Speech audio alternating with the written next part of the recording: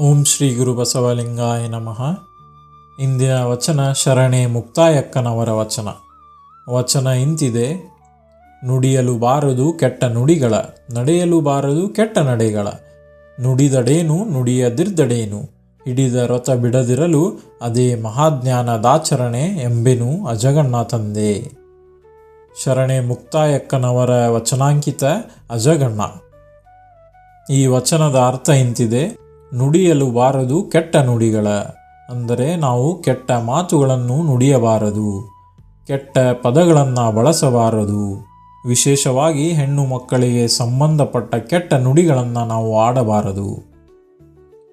ನಡೆಯಲು ಬಾರದು ಕೆಟ್ಟ ನಡೆಗಳ, ಅಂದರೆ ಕೆಟ್ಟ ನಡತೆಗಳನ್ನು ನಡೆಯಲು ಬಾರದು. ನಡತೆ, ನಮ್ಮ ನಡೆ ಇನ್ನೊಬ್ಬರಿಗೆ ನೋವುಂಟು ಮಾಡಬಾರದು, ಇನ್ನೊಬ್ಬರಿಗೆ ಹಾನಿಯನ್ನು ಮಾಡಬಾರದು. ನುಡಿದಡೇನು ನುಡಿಯದಿರ್ದಡೇನು, ಆದರೆ ನಿಜವಾಗಿ ನೋಡಿದರೆ ನುಡಿದರೇನು ನುಡಿಯದಿದ್ದರೇನು.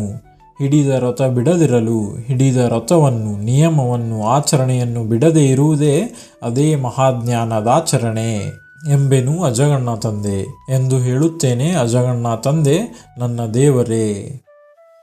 ವಿಜಯಪುರದ ಜ್ಞಾನ ಯೋಗಾಶ್ರಮದ ಲಿಂಗೈಕ್ಯ ಸಿದ್ದೇಶ್ವರ ಸ್ವಾಮಿಗಳು ಕೂಡ ಅವರ ಪ್ರವಚನದಲ್ಲಿ ಹೇಳುತ್ತಾರೆ, ನಾವು ನಮ್ಮ ಜೀವನದಲ್ಲಿ ಎಲ್ಲವನ್ನ ಬಿಡಬಹುದು. ತಂದೆ ತಾಯಿಯನ್ನು ಬಿಡಬಹುದು, ನಮ್ಮ ಧರ್ಮವನ್ನು ಬಿಡಬಹುದು, ಶಾಲೆಯನ್ನು ಬಿಡಬಹುದು, ಹೆಂಡತಿ ಮಕ್ಕಳನ್ನು ಬಿಡಬಹುದು.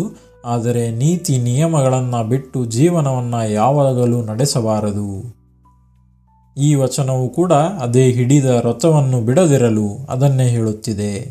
ನಾನು ಅನೇಕರ ಜೊತೆ ಚರ್ಚೆ ಮಾಡಿದ್ದೇನೆ. ಅವರ ಹತ್ರ ಇಷ್ಟಲಿಂಗವಿರುತ್ತದೆ, ಆದರೆ ಅವರು ಅದನ್ನು ಧರಿಸುವುದಿಲ್ಲ. ಅದನ್ನು ಒಂದು ಪೂಜಾ ಕೋಣೆಯಲ್ಲಿ ಅಥವಾ ಎಲ್ಲಿ ಮೊಳೆಗೆ ಹಾಕಿರುತ್ತಾರೆ. ಯಾಕಂತ ಕೇಳಿದರೆ, ಇಲ್ಲ, ನಾನು ತಿಳಿಯದೋ ತಪ್ಪನ್ನು ಮಾಡುತ್ತಿದ್ದೇನೆ, ನಾನು ಮಾಂಸಾಹಾರವನ್ನು ಸೇವಿಸುತ್ತೇನೆ, ನಾನು ದುಶ್ಚಟಗಳನ್ನು ಮಾಡುತ್ತೇನೆ, ಅದಕ್ಕೆ ನಾನು ಅದನ್ನೆಲ್ಲ ತೆಗೆದಿಟ್ಟಿದ್ದೇನೆ, ಅಥವಾ ನಾನು ಅದನ್ನು ಧರಿಸುವುದಿಲ್ಲ ಎಂದು ಹೇಳುತ್ತಾರೆ.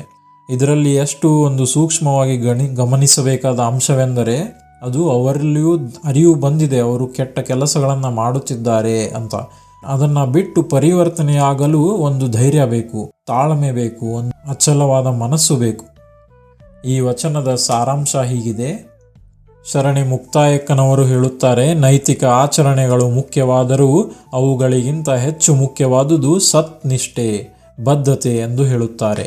ಕೆಟ್ಟ ಮಾತು ನಡತೆಗಳನ್ನು ತಪ್ಪಿಸುವುದು ಅವಶ್ಯಕವಾದರೂ ಅಂತಿಮವಾಗಿ ಮುಖ್ಯವಾದುದು ತಾನು ಹಿಡಿದ ಆಧ್ಯಾತ್ಮಿಕ ರಥವನ್ನು ದೃಢವಾಗಿ ಪಾಲಿಸುವುದು. ಈ ಅಚಲವಾದ ನಿಷ್ಠೆಯೇ ನಿಜವಾದ ಮಹಾಜ್ಞಾನದ ಗುರುತು. ನಾವು ಅನೇಕ ಬಾರಿ ತಿಳಿಯದೇನೋ ಕೆಟ್ಟ ಕೆಲಸಗಳನ್ನು ಮಾಡುತ್ತೇವೆ ಅಥವಾ ಕೆಟ್ಟ ಪದಗಳನ್ನು ಬಳಸುತ್ತೇವೆ. ಆದರೆ ನಮಗೆ ಮರುಕ್ಷಣವೇ ಆ ಅರಿವು ಬಂದೇ ಬರುತ್ತದೆ. ಪ್ರತಿಯೊಬ್ಬರಿಗೂ ಅನಿಸುತ್ತದೆ ನಾನು ಮಾಡಿದ್ದು ತಪ್ಪು ಅಂತ. ಆದರೆ ಅದನ್ನು ಒಪ್ಪಿಕೊಂಡು ನಾನು ಬದಲಾವಣೆಯಾಗಬೇಕು ಎಂದು ನಿರ್ಧರಿಸುವುದೇ ಒಂದು ಧೈರ್ಯದ ಸಂಕೇತ. ಆದರೆ ಅದು ಅಷ್ಟು ಸುಲಭವಲ್ಲ. ಸತತ ಪ್ರಯತ್ನದಿಂದ ಖಂಡಿತ ಸಾಧ್ಯವಾಗುತ್ತದೆ. ಇಲ್ಲಿ ಒಂದು ಉದಾಹರಣೆ ನೋಡುವುದಾದರೆ, ಒಬ್ಬ ರೈತನು ತನ್ನ ಹೊಲದಲ್ಲಿ ಬೀಜವನ್ನು ಬಿತ್ತುತ್ತಾನೆ. ಅವನು ಕಳೆಗಳನ್ನು ಕಿತ್ತು ಹಾಕುತ್ತಾನೆ, ಕೀಟಗಳಿಂದ ಬೆಳೆಯನ್ನು ರಕ್ಷಿಸುತ್ತಾನೆ. ಇವು ಮುಖ್ಯವಾದ ಕೆಲಸಗಳು. ಆದರೆ ಅವನು ಪ್ರತಿದಿನ ಹೊಲಕ್ಕೆ ಹೋಗಿ ಬೆಳೆಯನ್ನು ನೋಡಿಕೊಳ್ಳುವುದನ್ನು ಬಿಟ್ಟರೆ, ಕಳೆ ಕೀಟಗಳನ್ನು ತಪ್ಪಿಸಿದರೂ ಬೆಳೆ ಬೆಳೆಯುವುದಿಲ್ಲ. ಹಾಗೆಯೇ ಕೆಟ್ಟ ಮಾತು ನಡತೆಗಳನ್ನು ತಪ್ಪಿಸುವುದು ಮುಖ್ಯವಾದರೂ ಅದಕ್ಕಿಂತ ಹೆಚ್ಚು ಮುಖ್ಯವಾದುದು ಆಧ್ಯಾತ್ಮಿಕ ಸಾಧನೆಯಲ್ಲಿ ಸತತ ನಿಷ್ಠೆ. ದೇವರನ್ನು ನೆನೆಯುವುದು, ಲಿಂಗವನ್ನು ಪೂಜಿಸುವುದು, ಗುರುವಿನ ಮಾರ್ಗದಲ್ಲಿ ನಡೆಯುವುದು, ಈ ರಥವನ್ನು ಒಂದು ದಿನವೂ ಬಿಡದೆ ಅಚಲವಾಗಿ ಪಾಲಿಸುವುದೇ ನಿಜವಾದ ಮಹಾಜ್ಞಾನದ ಲಕ್ಷಣ. ಈ ವಚನವನ್ನು ಇನ್ನೊಮ್ಮೆ ನೋಡೋಣ. ನುಡಿಯಲು ಬಾರದು ಕೆಟ್ಟ ನುಡಿಗಳ, ನಡೆಯಲು ಬಾರದು ಕೆಟ್ಟ ನಡೆಗಳ. ನುಡಿದಡೇನು ನುಡಿಯದಿರ್ದಡೇನು, ಹಿಡಿದ ರಥ ಬಿಡದಿರಲು ಅದೇ ಮಹಾಜ್ಞಾನದಾಚರಣೆ ಎಂಬೆನು ಅಜಗಣ್ಣ ತಂದೆ. ಇನ್ನೊಂದು ವಚನದೊಂದಿಗೆ ಮತ್ತೆ ಸಿಗೋಣ. ಸರ್ವರಿಗೂ ಭಕ್ತಿಯ ಶರಣು ಶರಣಾರ್ಥಿಗಳು.